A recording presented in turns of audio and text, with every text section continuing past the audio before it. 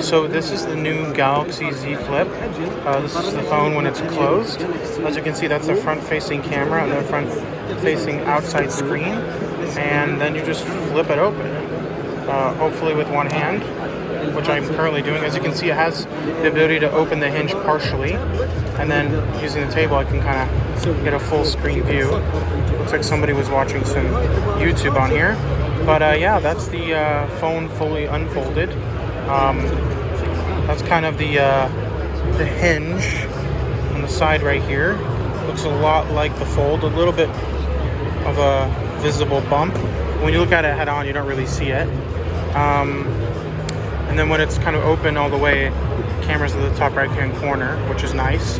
Managed to smudge the front facing camera, that's my bad. Trying to open it. But yeah, it's a well balanced weight to the design. Fits in your hand pretty comfortably. And yeah, it's partially closes so you can set it down and take photos. Just front facing, boom.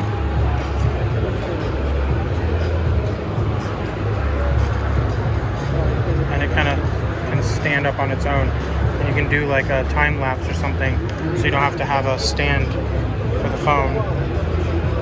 And then you can just go back home, unfold it all the way, and you've got a nice phone with a pretty cool form factor.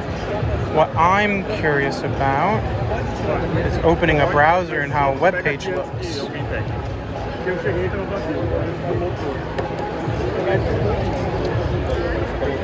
So that's kind of interesting. There's a lot of empty space, but let's go to Forbes.com. That's kind of cool. So you can actually see a lot more.